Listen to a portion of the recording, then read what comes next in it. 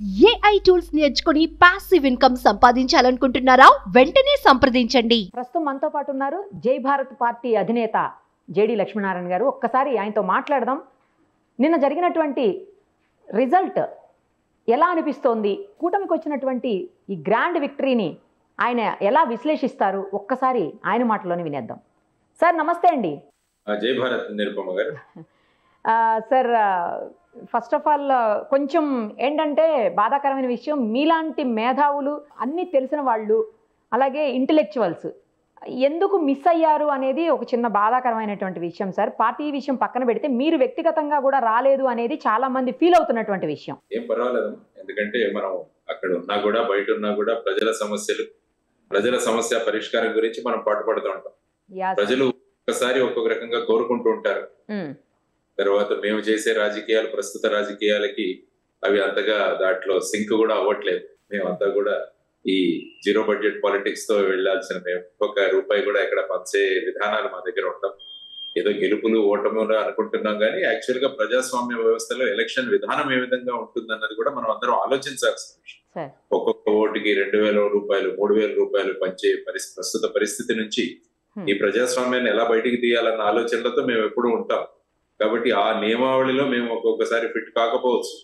కాబట్టి ఒక మారుతున్న పరిస్థితిలో మా ప్రయత్నాలు మేము చేస్తూనే ఉంటాం. ప్రజలు బాగుండాలి, ప్రజాస్వామ్యం బాగుండాలి, ప్రజా సమస్యలు అవి పరిష్కరించబడాలి అని ఎక్కడున్నా కూడా కోరుకునే వ్యక్తుల్లో నేను కూడా ఉన్నాను.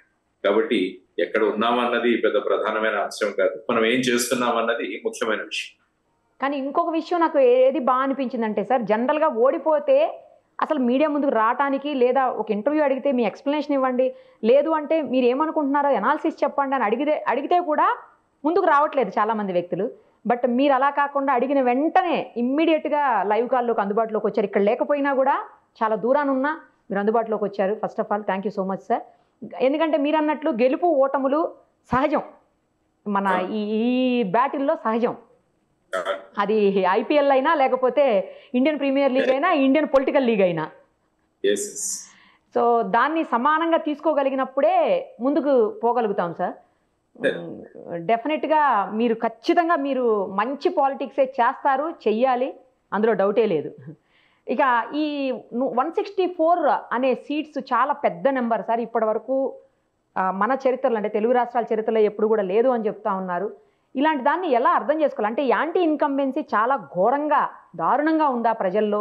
ఏంటి, ఎందుకని ఇంత పెద్ద విక్టరీకి రీజన్ ఏమనుకోవాలి సార్? అంటే గతసారి 2019లో చూసిన 151-23 అది మనం, ఈసారి 164-11 అయింది. గత ఎన్నికల్లో అందరూ విడివిడిగా పోటీ చేశారు. ఈసారి 3 పార్టీలు కూటమిగాను, ఇంకొక పార్టీ విడిగాను పోటీ చేశారు. సో ఇది ప్రధానంగా మనం చూసుకోవాల్సిన అంశం. ఆ తర్వాత 5 సంవత్సరాల పాలన, ఎందుకంటే గత 2019లో చూసిన సడన్ గా అప్పటి ప్రభుత్వానికి ఇంత తక్కువ సీట్లు వస్తాయని అప్పుడు చంద్రబాబు నాయుడు గారు కూడా ఆశ్చర్యం వ్యక్తం చేశారు. మేము ఇంత ప్రజలను కష్టపెట్టామా అన్నట్టుగా కూడా ఆయన మాట్లాడారు. అదేవిధంగా నిన్న జగన్మోహన్ రెడ్డి గారు మాట్లాడుతూ మేము అవ్వాతాతలకు ఇచ్చాము, తర్వాత అమ్మఒడి ఇచ్చాము, ఇవన్నీ కూడా వీళ్ళందరూ ఏమైంది అన్న ఒక ఆశ్చర్యాన్ని ఆయన వ్యక్తం చేశారు. కానీ ఇప్పుడు చూడాల్సిన అంశం ఏంటంటే, ప్రజాస్వామ్యంలో ఎప్పుడు కూడా ప్రతిపక్షాల పాత్ర చాలా ప్రధానం. ఒక ప్రజాస్వామ్యం ముందుకు వెళ్ళాలంటే విధి విధానాలు, విధాన సభల్లో నిర్ణయాలు ఇవన్నీ కూడా ఏకపక్షంగా ఉంటే ఏమవుతుందో అన్నది గత 5 సంవత్సరాల్లో మనం చూస్తాం. 151 ఇచ్చి ఆ తర్వాత నలుగురిని అక్కడి నుంచి తీసుకుని రాజీనామా చేసి ఇటు సైడ్ రావడము, ఇవన్నీ కూడా మనం చూసాం. కాబట్టి ఇందులో మనం ముఖ్యంగా చూడాల్సిన అంశం ఏంటంటే, ఈ విధంగా 151 నుంచి 11కో 10కో ఎందుకు పడిపోయామన్న విషయాలను కూడా మనం విశదీకరించుకోవాలి. ఎందుకంటే లార్డ్ యాక్టన్ అని ఒక ఆయన అన్నారు, power corrupts, absolute power corrupts absolutely అంటాడు. అధికారం అన్నది ఎప్పుడు కూడా మనల్ని ఒక కరప్షన్ దిశగా, లేకుంటే మన ఆలోచనల కరప్షన్ దిశగా తీసుకెళ్తుంది. అదే అబ్సల్యూట్ పవర్ వస్తే ఇంకా ఇట్ కరప్ట్స్ అబ్సల్యూట్లీ అంటాడు. అందువల్ల 151 వచ్చిన తర్వాత ఏం జరిగిందో మనం చూసాం. ఆ తర్వాత ముఖ్యంగా ఏంటంటే, ఆ పరిపాలన దేంతో మొదలైందని చూస్తే ప్రజావేదిక కూల్చివేయడంతో, ఒక డిస్ట్రక్షన్ తో మొదలైంది. ఆ తర్వాత ఏంటంటే పగలు, ప్రతీకారాలు ఇవన్నీ కూడా చాలా చూసాం. అసెంబ్లీలో ఏదైతే సమావేశాలు జరిగామో, ఏ విధమైన పదజాలం ఉపయోగించడం జరిగింది, ఏ విధంగా వ్యక్తిగత స్థాయికి, అంటే హిట్టింగ్ బిలో ది బెల్ట్ అంటే ఆ విధంగా ఇంట్లో వాళ్ళ విషయాలు, ఇంట్లో వాళ్ళని కించపరిచేటట్టు మాట్లాడటం, తర్వాత ఆ పదజాలం, ఇవన్నీ కూడా చూస్తే ప్రజలలో ఒక రకమైన ఏవగింపు కలిగి. ఎందుకంటే ఎమ్మెల్యేలు ఈ విధంగా మాట్లాడుతున్నప్పుడు వాళ్ళని నిరోధించాల్సిన బాధ్యత ఆ పార్టీ యొక్క లీడర్. అలా కాకుండా వాడు మాట్లాడే విషయాలని నవ్వుతూ ఎంజాయ్ చేస్తుంటే ఏమవుతుందంటే what message you are sending. అంటే ఆ పవిత్రమైన అసెంబ్లీలో ఈ విధమైన పదజాలం ఉపయోగిస్తున్నప్పుడు మనం దాన్ని నివారించకపోగా దాన్ని ఇంకా ప్రోత్సహిస్తుంటే ఈ వీటిని చూసి సమాజంలో కూడా అనేక మంది పదజాలం మారిపోయింది. మరి ఎవరు కూడా గౌరవంతో మాట్లాడే విధానాలు లేవు. వాడు వీడు ఈ రకాలుగా మాట్లాడుకోవడం మొదలైంది. పెద్దల గురించి కానీ ఎవరితో కూడా ఒక రకంగా మర్యాద అన్న వాతావరణం తగ్గిపోయింది రాష్ట్రం. ఆ తర్వాత చూసుకుంటే ముఖ్యంగా మీరు ఎంప్లాయీస్ చాలా ప్రధానమైన పాత్ర పోషిస్తారు. ఎప్పుడైనా కూడా ఒక ఎన్నికల సమయంలో ఎంప్లాయీస్ అన్న వాళ్ళు అంటే కేవలం ఎన్నికల విధులు కాదు, ఒక ప్రభుత్వం పట్ల ప్రజలలో అభిప్రాయం ఏర్పడడానికి కూడా ఈ ఉద్యోగస్తులు చాలా కారణం.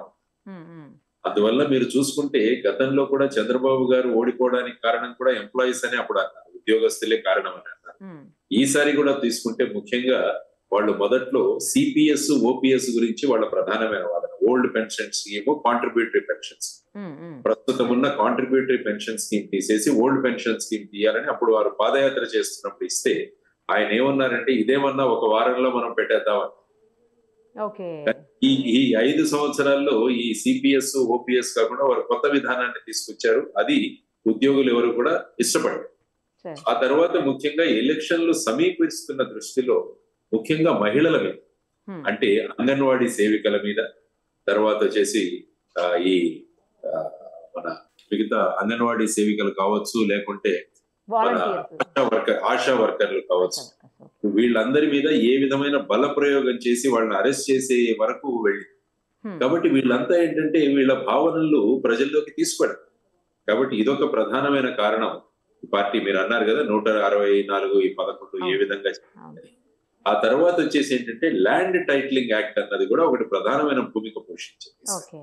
ఎందుకంటే నీతి ఆయోగ్ పంపించిన ల్యాండ్ టైటిలింగ్ యాక్ట్ ఏదైతే ఉందో అది దేశంలో ఒకే ఒక రాష్ట్రం ఒక చట్టం ద్వారా తీసుకొచ్చింది, అది కూడా ఆంధ్రప్రదేశ్.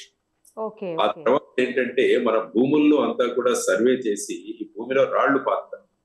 ఆ రాళ్ల మీద కూడా ముఖ్యమంత్రి గారి చక్రం ఉండటం, ఆ తర్వాత పాస్ పుస్తకాల మీద కూడా ఆయన బొమ్మ వేయడం, ఇవన్నీ కూడా ల్యాండ్ టైటిలింగ్ యాక్ట్ వచ్చిన తర్వాత సివిల్ కోర్టుల యొక్క జోక్యం ఉండదు. దానివల్ల ల్యాండ్ డిస్ప్యూట్స్ ఇంకా పెరుగుతాయి.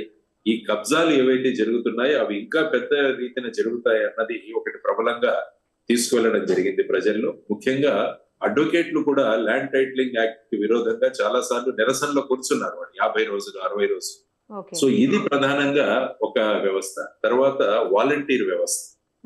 వాలంటీర్ వ్యవస్థ కూడా ఎందుకంటే 2019లో చూసుకుంటే అప్పుడు జన్మభూమి కమిటీలు అని ఉంటాయి. జన్మభూమి కమిటీల వల్ల కూడా అప్పుడు చంద్రబాబు ప్రభుత్వానికి చెడ్డ పేరు వచ్చింది. అప్పుడు వారు ఓడిపోవడానికి కూడా ప్రధాన వన్ ఆఫ్ ది రీజన్స్ వచ్చేసి జన్మభూమి కమిటీ. కానీ ఇప్పుడు వచ్చేసి వాలంటీర్ వ్యవస్థ వచ్చిన తర్వాత ముఖ్యమంత్రికి ప్రజలకి మధ్య ఉండాల్సిన ఎమ్మెల్యేలు గాని, సర్పంచులు గాని, తర్వాత ఈ వార్డు మెంబర్లు గాని, కౌన్సిలర్స్ గాని, వీరి ప్రమేయం ఎక్కడా కూడా కనపడదు. డైరెక్ట్ గా అక్కడ నుంచి వాలంటీర్లు అన్ని చూసుకుంటారు అన్నది. దానివల్ల ఏంటంటే ఆ పార్టీలో ఉన్న క్యాడర్ కూడా నిరుత్సాహపడి, ఎందుకంటే ప్రజలకు వెళ్లాలంటే మేము ప్రభుత్వ విధి విధానాలు డైరెక్ట్ గా కాదు వాలంటీర్లు అన్ని తీసుకువెళ్తున్నారని వాళ్ళు కూడా నిరుత్సాహాన్ని వ్యక్తం చేయడం. కాబట్టి ఆ కనెక్ట్ అన్నది, పార్టీ కనెక్ట్ విత్ పీపుల్ అన్నది తగ్గిపోయింది. కాబట్టి వాలంటీర్ వ్యవస్థ. తర్వాత పన్నులు, విపరీతమైన పన్నులు, ట్యాక్స్ సిస్టమ్ మీరు చూసుకుంటే ఎలక్ట్రిసిటీ ఛార్జెస్ 2 సార్లు పెంచారనుకుంటారు. ఆ తర్వాత చెత్త పన్ను, తర్వాత ట్రూ అప్ ఛార్జెస్, ఇవి ఒకవైపు ఉంటే ఇంకొక వైపు రోడ్ల యొక్క పరిస్థితి. రోడ్స్ చూసుకుంటే చాలా అధ్వానమైన పరిస్థితిలో ఉండినాయి రాష్ట్రం అంతా. ఎన్నిసార్లు రిక్వెస్ట్ చేసినా, తర్వాత ముఖ్యంగా జనసేన వాళ్ళు అనేక ప్రాంతాలలో నిరసనలు, తర్వాత ఆ రోడ్లు అన్నవి వాళ్లే కంకర మట్టి తీసుకువెళ్లి వాళ్లే అక్కడ వేసి రిపేర్ చేసే ప్రయత్నాలు, ఈవెన్ పవన్ కళ్యాణ్ గారు కూడా 1-2 చోట్ల వారు కూడా పాల్గొన్నారు. ఈ విధంగా చూస్తే రోడ్ల యొక్క దుస్థితి అన్నది. తర్వాత సీఎం అవైలబిలిటీ కూడా, ముఖ్యమంత్రి గారు ఎప్పుడు వచ్చినా పరదాలు. ఆ తర్వాత ముఖ్యమంత్రిని కలవడం అంటే చాలా కష్టం. ఎందుకంటే ఒకసారి రాజశేఖర రెడ్డి గారి ప్రభుత్వం చూసుకున్నప్పుడు ఆయన ఉదయం 4 గంటలకు లేచి 5 గంటలకంతా ప్రజలతో మమేకమయ్యేవారు. వారు వాళ్ళ దగ్గర నుంచి పిటిషన్లు తీసుకోవడం ఇవన్నీ కూడా జరిగాయి. కానీ ఇక్కడ ముఖ్యమంత్రితో కలవాలంటే సర్వసాధారణ వ్యక్తికి కుదరదు. ఈవెన్ ఎమ్మెల్యేలు కూడా ఎంతమంది ఎన్నిసార్లు కలిశారో నాకు తెలియదు కానీ, కాబట్టి ఆ విధంగా ముఖ్యమంత్రి అన్న వ్యక్తి ప్రజలకు అందుబాటులో లేరు అన్న ప్రచారం కూడా చాలా జరిగింది. ఆ తర్వాత వచ్చేసి విధ్వంసం అన్నది ఒకటి చూడాలి. మీరు ఎట్లయితే ప్రజావేదిక ఉన్నదో ఆ తర్వాత ఋషికొండలో ఏ విధంగా దాన్ని కొండను మలచి ఆ ప్రాంతంలో ఏవైతే అది సీఎం క్యాంప్ ఆఫీసో లేకుంటే ఆ రాజధాని మార్చాలన్న దీంట్లో చేసినది కూడా ముఖ్యంగా ప్రజల్లోకి వెళ్ళింది. తర్వాత వచ్చేసి ఇసుక ఏ విధంగా తీయబడింది, తర్వాత మైనింగ్ లో కూడా ఏ విధంగా విధ్వంసం జరిగింది, ఇవన్నీ కూడా ప్రజలు ప్రత్యక్షంగా చూశారు. కాబట్టి విధ్వంసం అన్నది ఒకటి. తర్వాత ఈ ప్రభుత్వం కేవలం సంక్షేమం మాత్రం చేస్తే చాలు అన్న ధోరణి వారిలో ఉండిపోయింది. ఎప్పుడు చూసినా కూడా మేము బటన్ నొక్కుతున్నాము, తర్వాత ఎన్ని డబ్బులు వేస్తున్నాము వాళ్ళ ఖాతాల్లోకి, అమ్మల తల్లుల ఖాతాల్లోకి వేస్తున్నాము డైరెక్ట్ గా అని అన్నారే తప్ప నిరుద్యోగ సమస్య అలాగే ఉండిపోయింది. నిరుద్యోగ సమస్య అలాగే ఉండిపోయింది. తర్వాత ఎందుకంటే సంక్షేమ పథకాలు అన్నదానికి లిమిట్ ఉండదు. 3,000 ఇస్తుంటే 4,000 ఎందుకు ఇవ్వకూడదు, 5,000 ఎందుకు ఇవ్వకూడదు, ఇలాంటివన్నీ కూడా జనరల్ గా డిస్కషన్ లోకి వస్తాయి. కాబట్టి కేవలం సంక్షేమం, ఎప్పుడు కూడా సంపద సృష్టి సంక్షేమం ఈ రెండు వెళ్ళాలి, కలిసి వెళ్ళాలి. తర్వాత ఉపాధి కల్పించాలి. ఈ మూడు కనుక వెళితే అప్పుడు ప్రజల్లో ఒక అర్నింగ్ వస్తుంది, సోర్స్ ఆఫ్ రెవెన్యూ వస్తుంది, అప్పుడు ఎకానమీ బ్రహ్మాండంగా వస్తుంది. కాబట్టి ఇప్పుడు ఏంటి, ప్రతి శుక్రవారం వెళ్ళి అప్పులు తీసుకురావడం, వాటిని సంక్షేమంగా మార్చడం. సో ఈ విధంగా కూడా ప్రజల్లో విపరీతంగా చర్చ జరిగింది. ఆ తర్వాత పోలీసు భూమిక, పోలీసు యొక్క బల ప్రదర్శన చాలా చోట్ల ప్రజలకు ఇష్టం లేక, ముఖ్యంగా డాక్టర్ సుధాకర్ గారిని ఏ విధంగా డీల్ చేశారో, రోడ్డు మీద ఆయన కాళ్ళు చేతులు కట్టేసి ఆయన్ను ఆ విధంగా చేయడం. తర్వాత వచ్చేసి ముఖ్యంగా స్కిల్ డెవలప్మెంట్ స్కామ్ లో చంద్రబాబు గారిని అరెస్ట్ చేయడం. ఆ తర్వాత ఈ రింగ్ రోడ్ కేసులు ఇవన్నీ కూడా ఈ విధంగా తీసుకురావడం వల్ల అది కూడా నెగటివ్ గా వెళ్ళడం జరిగింది. ఆ తర్వాత అనేక మంది ప్రజలు హైకోర్టుకు వెళ్ళారు. పబ్లిక్ ఇంట్రెస్ట్ లిటిగేషన్స్ కానీ అనేక సమస్యలను కోర్టుల ద్వారా పరిష్కారానికి వెళితే అక్కడ ప్రతిరోజు ఎవరో ఒక సెక్రటరీ, చీఫ్ సెక్రటరీ లేకుంటే డీజీపీ వీరందరినీ కూడా కోర్టు ప్రతిరోజు ఎవరినో ఒకరు పిలవడం. దీనివల్ల ఏమైందంటే అంటే అడ్మినిస్ట్రేషన్ జరగట్లేదు, ఫైనల్ గా అడ్మినిస్ట్రేషన్ కూడా కోర్టు ద్వారానే జరుగుతుంది అన్నది ముఖ్యంగా వెళ్ళిపోవడం. ఆ తర్వాత రేట్లు కూడా చాలా ఎక్కువగా ఉన్నాయి, ఇన్ఫ్లేషన్ చాలా ఎక్కువగా ఉంది. ఎందుకంటే మనం తీసుకుంటే పెట్రోల్ డీజిల్ రేటు ఆంధ్రప్రదేశ్ లో ఉన్నంత రేటు దేశంలోనే ఎక్కడా లేదు. కాబట్టి ఇదొకటి. తర్వాత డ్రగ్స్ అన్నవి చాలా చాలా ప్రబలం. మీరు చూసుకుంటే ఇంతకు ముందు మేజర్ సిటీస్ లో అక్కడక్కడ కేసులు జరిగేవి, కానీ ఈ మధ్య అది గ్రామీణ ప్రాంతానికి కూడా విస్తరించింది. సో ఈ విధంగా ఒక అభద్రతా భావం ప్రజల్లో వచ్చింది. ఆ తర్వాత 3 పార్టీలు కలవడం, ఇది కూడా ఒకటి. 3 పార్టీలు కలవడం. ఆ తర్వాత వచ్చేసి 3 పార్టీలు ముఖ్యంగా కేంద్రంలో 400+ అన్న నినాదంతో వాళ్ళు వెళ్ళారు ఈసారి. 400 కే ఊపర్. ఆ విధంగా అవడం వల్ల కేంద్రంలో ఎన్డీఏ ప్రభుత్వమే వస్తుంది.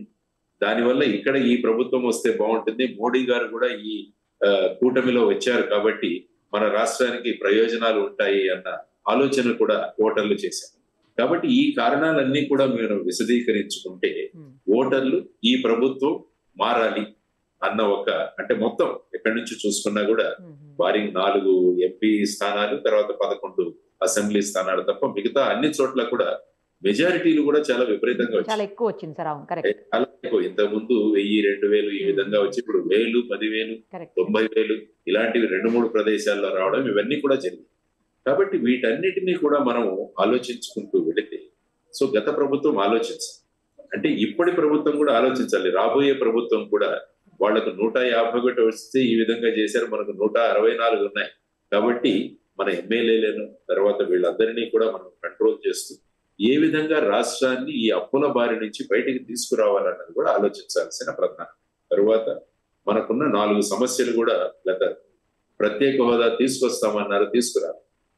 అంటే ఆయన అన్నారు 25 మంది ఎంపీలను ఇస్తే నేను మెడలు వంచి తీసుకొస్తాను, అది అవ్వలేదు. తర్వాత వైజాగ్ స్టీల్ ప్లాంట్ ప్రైవేటీకరణ జరుగుతుంది, విభజన హామీలు, పోలవరం పూర్తి చేయకపోవడం, ఇవన్నీ కూడా రకరకాల కారణాల వల్ల ఏమైందంటే ఈ ప్రభుత్వం పట్ల వారు వ్యతిరేకత పెంచుకొని, సో ఆల్టర్నేటివ్ గా కూటమి వస్తే బాగుంటుందన్న దీంట్లో ఈ విధంగా ఇంత పెద్ద మెజారిటీ ఇవ్వడం జరిగింది. కాబట్టి నేను అనుకున్నప్పుడు ఈ కొన్ని కారణాలు నాకు కనపడ్డాయి. సో ఆ విధంగా ఈ అనలైజ్ చేసుకోవాలి వీటన్నిటి. ఎందుకంటే ఒక్క సంక్షేమం దాన్నే ప్రధానంగా చేశారు. ఎందుకంటే ఎమ్మెల్సీ ఎన్నికలు జరిగినప్పుడు వైఎస్ఆర్సీపీ ఓడిపోయింది. అప్పుడు ఏమన్నారంటే ప్రభుత్వ సలహాదారు, ప్రధాన సలహాదారు వారు ఏమన్నారంటే వీళ్ళు మా ఓటర్లు కారు అని. వీళ్ళు మా ఓటర్లు కారు అంటే మోస్ట్లీ అర్బన్ వాళ్ళు మా ఓటర్లు కారు, మా ఓటర్లు వేరే వాళ్ళు. అంటే ఏమవుతుందంటే మెయిన్ కాన్సన్ట్రేషన్ వచ్చేసి ఓన్లీ ఈ పథకాల మీదే మనం పెట్టుకుంటే సరిపోతుందన్న భావన ఒకటి వచ్చింది. కాబట్టి ఎక్కడ చూసినా కూడా మా సంక్షేమమే మమ్మల్ని మళ్ళా గెలిపిస్తుందన్న ధోరణి అందరిలో కనిపించింది. కానీ ఎప్పుడు కూడా సంక్షేమం అన్నది ఎప్పటికీ కనిపించదు. ఎందుకంటే సంక్షేమం అన్నది మిమ్మల్ని ఇలా గనుక యాక్చువల్గా ఈ ప్రభుత్వం ఈసారి ఓడిపోయింది. లేకుంటే ఏ మెసేజ్ వెళ్ళేదంటే కేవలం మీరు సంక్షేమం చేస్తే చాలు మీరు ఎన్నికల్లో విజయం సాధించవచ్చు అన్నది. అది మిగతా రాష్ట్రాలకు కూడా ప్రబలిపోయింది. కానీ ఇప్పుడు ఏంటంటే మీరు చూసుకుంటే ఎన్నికల ప్రచారంలో చంద్రబాబు నాయుడు గారు కూటమి కూడా చాలా పెద్ద సంక్షేమం చేస్తామని చెప్పారు. అంటే ఇప్పుడు ప్రస్తుత ప్రభుత్వం అంటే గత ప్రభుత్వం వైఎస్ఆర్సీపీ ప్రభుత్వం కన్నా ఇంకా రెట్టింపు మేము చేస్తామన్న ధోరణిలో వచ్చారు. మరి దాన్ని ఎలా చేస్తారన్నది కూడా వీళ్ళు కూడా ఆలోచించారు. అది కూడా ప్రధానమైన రెస్పాన్సిబిలిటీ. అమ్మఒడి అన్నది ఒకటి ఉంటే మీకు పిల్లలకి ఇస్తాం అందరికీ. తర్వాత ప్రతి మహిళకు 18 సంవత్సరాల మహిళలకు 1500 రూపాయలు ఇస్తాము. తర్వాత ఆర్టీసీ బస్సుల్లో ఫ్రీ ప్రయాణం చేయిస్తాము. ఆ తర్వాత నిరుద్యోగ భృతి ఇస్తాము. లేకుంటే 20 లక్షల ఉద్యోగాలు సృష్టిస్తాము. ఇవన్నీ కూడా 3 గ్యాస్ సిలిండర్లు ఫ్రీగా ఇస్తాము. ఇవన్నీ కూడా మాట్లాడారు.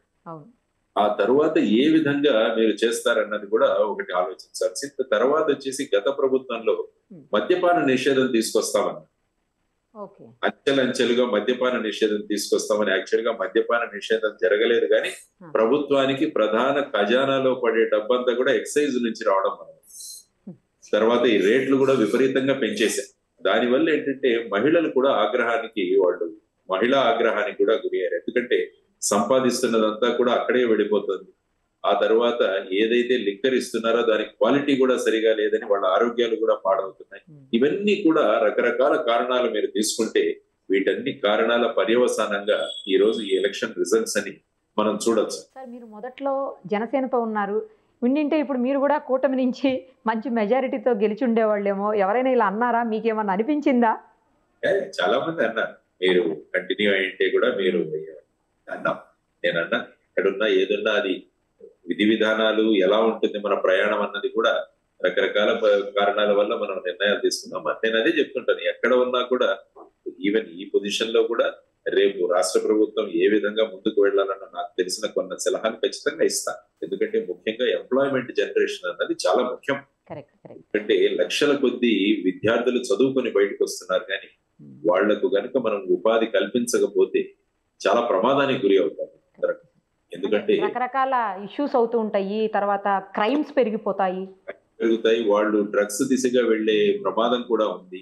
ఎందుకంటే చదువుకుని నిరుత్సాహపడిన యువతరం చాలా ప్రమాదంలో గురి అవుతారు, పెడదవ పట్టే అవకాశాలు చాలా ఉన్నాయి. కాబట్టి ఇవన్నీ కూడా మన సామాజిక బాధ్యత. It is our social responsibility. Even ఎమ్మెల్యేలు ఎంపీలు కూడా వాళ్ళు ఏంటంటే వాళ్ళ బాధ్యత పెరగాలి. చాలా మంది ఏంటంటే ఇదేదో అధికారం వచ్చేసింది మన చేతుల్లో అనుకుంటారు, కానీ వచ్చింది అధికారం కాదు, బాధ్యత పెరిగింది. సమాజ సేవకు ఒక గొప్ప అవకాశం అది. ఆ విధంగా భావించిన రోజు ఏమవుతుందంటే ఈ పదవులు అన్నవి సేవ చేయడానికి వచ్చినట్టుగా భావించినప్పుడు ఏమవుతుందంటే అప్పుడు సమాజం ప్రమాణంగా ముందుకు వెళుతున్నదని వీళ్ళందరూ కూడా ఆలోచించారు. మాట్లాడారా సార్ పవన్ కళ్యాణ్ గారితో? ఏమన్నా మాట్లాడలేదండి. నేను నిన్న ఒక ట్వీట్ చేశాను చంద్రబాబు గారికి, తర్వాత పవన్ కళ్యాణ్ గారికి, పురంధరేశ్వరి గారికి. మీ ముగ్గురి నాయకత్వంలో గొప్ప అఖండ విజయం సాధించారు. కాబట్టి మీ నాయకత్వంలో మళ్ళా ఈ రాష్ట్రం తర్వాత గత వైభవాన్ని తర్వాత అభివృద్ధి దిశలో బ్రహ్మాండంగా ముందుకు వెళుతుందని, తర్వాత ఈ రోజు చంద్రబాబు నాయుడు గారు ఢిల్లీకి వెళ్లి ఎన్డీఏ సమావేశంలో వాళ్ళు హాజరవుతారని తెలిసి వారికి కూడా చెప్పారు. ఈ సందర్భంగా మీరు ప్రత్యేక హోదా, విభజన హామీలు, Vizag steel plant issue, Vizag railway zone విషయం, ప్రాఫిట్ పెట్రోలియం, ఇక్కడ మన రాష్ట్రంలో చాలా పెట్రోలియం గనులు ఉన్నాయి ప్రైవేట్ వ్యక్తుల చేత. కాబట్టి వీటికి సంబంధించిన రాయల్టీ, ప్రాఫిట్ పెట్రోలియం మనకు చాలా రావాలి, దాంతో ఇంతవరకు ఇవ్వలేదు.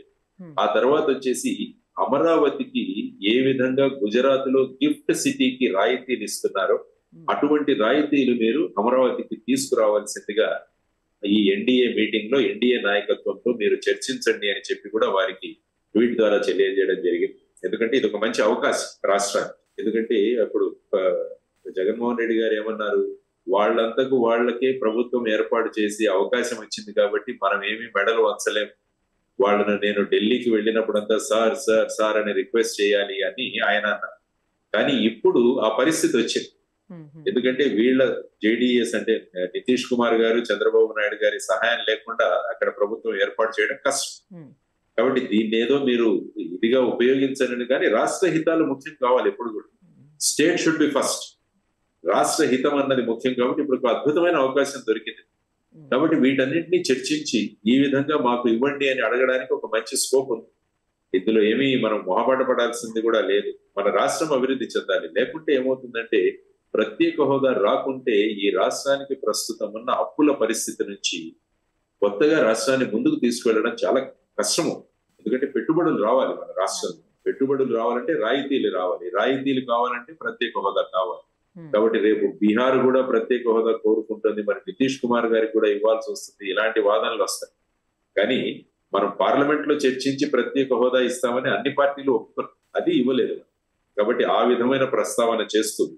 ఐ థింక్ ఎన్డీఏలో వీరు భాగస్వాములు అవుతారా, లేకుంటే బయట ఉండి వాళ్ళకి ఇష్యూ బేస్డ్ గా సపోర్ట్ ఇస్తారా, అది వారి నిర్ణయం తీసుకుంటారు. కానీ ఏది ఏమైనా కూడా ఇది ఒక అద్భుతమైన అవకాశం మనకి. మన రాష్ట్రానికి రావాల్సిన పోలవరం కావచ్చు, అమరావతి రాజధాని కావచ్చు, ఇవన్నీ కూడా సాధించుకోవడానికి ఇది ఒక గొప్ప అవకాశం. It is a God created గొప్ప అవకాశం అనుకోవచ్చు. దేవుడు మనకి ఇచ్చిన ఒక అద్భుతమైన అవకాశం, దాన్ని ఉపయోగించుకోవాలని కోరుకుంటున్నాను. కానీ ఒక మంచి మాట అన్నారు సార్ మీరు, ఎప్పుడు ఏది అవసరమైనా పాలసీస్కి సంబంధించిన సపోర్ట్ ఉంటుంది అని చెప్పేసి. చాలా మంచి మాట. తర్వాత సార్ ఒక్కసారి దేశవ్యాప్తంగా చూసినప్పుడు ఇంతకు ముందు కంటే కూడా ఇప్పుడు కాంగ్రెస్ బలోపేతమైంది. చాలా గట్టి పోటీని, అంటే ఇండియా కూటమి ఎన్డీఏ కూటమికి గట్టి పోటీ ఇస్తోంది అని దీన్ని ఎలా తీసుకోవచ్చు సార్? బలమైన ప్రతిపక్షం ఉండటం అనేది చాలా ఇంపార్టెంట్. చాలా ఇంపార్టెంట్. ఎందుకంటే ఇప్పుడు ప్రతిపక్ష అధికార పక్షం ఏ విధంగా ఉంటుంది అంటే ప్రతిపక్షమే వద్దు అంటుంది. ఇప్పుడు మన రాష్ట్రమే చూసుకుంటే జగన్మోహన్ రెడ్డి గారు వైనాట్ 175 అని వెళ్ళారు. వీళ్ళు కూడా 400 కే పార్ అని వెళ్ళారు. 400 కన్నా పైన రావాలి. అదేమైందంటే ప్రజలలో ఏ విధమైన భయాన్ని కల్పించిందంటే మొత్తం రాజ్యాంగాన్నే వీళ్ళు మార్చాలనుకుంటున్నారు, అందుకనే 400 పైన వీళ్ళు కోరుకుంటున్నారు అన్నది ఒకటి ప్యారలల్ గా నడిచింది. అదొక కారణం. రెండవది వచ్చేసి ఎందుకంటే మీరు 2004వ సంవత్సరంలో చూసుకున్నా కూడా అప్పుడు ఎన్నికల్లో భారతీయ జనతా పార్టీ అంటే అటల్ బిహారీ వాజ్పేయి గారు ఉండేవారు ప్రధానమంత్రిగా. అప్పుడు ప్రమోద్ మహాజన్ గారు ఇండియా షైనింగ్ అన్నది ఒక నినాదం పెట్టారు. ఇప్పుడు 400 పార్ లాగా అప్పుడు ఇండియా షైనింగ్. అప్పుడు కూడా ఏమైందంటే ఎన్డీఏ అంటే బీజేపీ వాళ్ళ సీట్లు తగ్గిపోయాయి. అప్పుడు కాంగ్రెస్ వచ్చింది పాలన. కాబట్టి ఇప్పుడు కూడా ఈ 400 పార్ అన్నది ఏంటంటే ఏ విధంగా పనిచేసింది అంటే వీళ్ళు రాజ్యాంగాన్నే మార్చే దిశలో ఉన్నారని కాంగ్రెస్ ఇండియా కూటమి ఆ 400 పార్ అన్నదాన్ని ఆ విధంగా ప్రజల్లోకి తీసుకెళ్ళారు. నెంబర్ 1. నెంబర్ 2 వచ్చేసి ఇండియా కూటమిలో ఉన్న వాళ్ళు కూడా వాళ్ళ మధ్యలో ఉన్న డిఫరెన్సెస్ ఏవైతే ఉన్నారో అట్లీస్ట్ ఎలక్షన్ కు దగ్గర వరకు మటుకు అవి మర్చిపోయి అందరూ ఒక కూటమిగా ఏర్పాటై వీళ్ళు కొంచెం త్యాగాలు చేసి కొన్ని సీట్ల సర్దుబాటు ఇవన్నీ చేసుకోవడం వల్ల ఈరోజు 234 వరకు వెళ్ళారు. అంటే యాక్చువల్ గా ఇప్పుడు మళ్ళీ ఎన్డీఏ ప్రభుత్వమే ఏర్పడుతుంది. అంటే 272 కావాలి, బలంగా ఉంది అనేది 292 ఉన్నా ఇంకొక 17-18 మంది ఇతరులు కూడా ఉన్నారు. వారు ఏ సైడ్ న వెళతారన్నది కూడా ఇంకా సరిగా తెలియదు. కాబట్టి ఎన్డీఏ అన్నది ఒక 3వసారి ప్రభుత్వం ఏర్పాటు చేస్తుంది, దేర్ ఇస్ నో డౌట్. కానీ ఇంతకు ముందున్నట్లుగా 303 సీట్లు గాని ఆ విధంగా స్వబలం మీద సొంత బలం మీద భారతీయ జనతా పార్టీ అన్నది ఈ ప్రభుత్వం ఏర్పాటు చేయలేదు. ఎందుకంటే వాళ్ళకి 240 వచ్చాయి. సో ఇటువంటి సమయంలో ఇటువంటిది మంచిది దేశానికి కూడా నేను అంటాను. ఎందుకంటే సంకీర్ణ ప్రభుత్వాలు ఎప్పుడైతే ఉంటాయో అప్పుడు జాగ్రత్తగా రూలింగ్. ఈవెన్ మీరు యూపీఏ 1 యూపీఏ 2 తీసుకున్నా కూడా అప్పుడు కూడా వాళ్ళకి అబ్సల్యూట్ మెజారిటీ ఏమీ లేదు. అప్పుడు కూడా 202, 206, 226 ఈ విధంగా ఉండేది కాంగ్రెస్ స్వబలం. అప్పుడు మిగతా పక్షాలతో కూటమి చేయాలి. ఇప్పుడు భారతదేశంలో గ్రోత్ రేట్ తీసుకుంటే ఆ రెండు టర్మ్స్ లో గ్రోత్ రేట్ బాగుండేది. జీడిపి గ్రోత్ రేట్ 8% కన్నా ఎక్కువ. కాబట్టి ఎప్పుడైనా కూడా ఆ విధంగా ఉంటే బాగుంటుందని అనుకుంటుంది. తరువాత అన్ఎంప్లాయ్మెంట్, నిరుద్యోగ సమస్య కూడా దేశంలో చాలా ప్రధానమైన ఫ్యాక్టర్ గా మనకి ఈ ఎన్నికల్లో కనిపించింది. ఎందుకంటే గత ఎన్నికలప్పుడు మోడీ గారు ప్రతి సంవత్సరానికి 2 కోట్ల ఉద్యోగాలను సృష్టిస్తామని అన్నారు. కానీ ఆ విధంగా ఉద్యోగ సృష్టి జరగలేదు. ఆ తర్వాత మన పిల్లలు చదువుకొని బయటకు వస్తున్నారు కానీ వారికి తగిన ఉపాధి దొరకలేదు, అది కూడా ఉంది. తర్వాత వచ్చేసి ఇన్ఫ్లేషన్, ద్రవ్యోల్బణం అన్నది కూడా చాలా ప్రధానమైన కారణమైంది. తర్వాత వచ్చేసి ఎలక్షన్ క్యాంపెయినింగ్ అన్నది అభివృద్ధి మీద ఎక్కువగా జరగలేదు. ఎక్కడ చూసినా భావోద్వేగాలు, మతపరమైన రెఫరెన్సెస్ ఇవన్నీ కూడా చేయడం జరిగింది. తర్వాత కొన్ని పర్సనల్ లెవెల్లో కూడా మాటలు ఏర్పాటు చేయడం జరిగింది. కాబట్టి వాటి వల్ల ఏమవుతుందంటే ఎన్నికల ప్రచార స్థాయి తగ్గిపోయింది. Even election commission of India కూడా భారతీయ జనతా పార్టీ అధ్యక్షుడు జేపీ నడ్డా గారికి మెమో కూడా ఇష్యూ చేసింది, షోకాజ్ నోటీస్. ఈ విధమైన పదజాలం ఏదైతే ఉపయోగిస్తున్నారో అది సబబు కాదు అన్నది. ఇవన్నీ కూడా చూసుకుంటుంటే ఏమవుతుందంటే తర్వాత కొన్ని రాష్ట్రాలలో ప్రభుత్వాలను ఏ విధంగా వీళ్ళు విభజించారన్న దాని గురించి కూడా చాలా చర్చ జరిగింది. ఫర్ ఎగ్జాంపుల్ మీరు మహారాష్ట్ర తీసుకుంటే అక్కడ ఉద్ధవ్ ఠాక్రే గారిని, ఏకనాథ్ షిందే, తర్వాత శరద్ పవార్ గారిని, అజిత్ పవార్ గారిని వీరిద్దరిని విడదీయడం.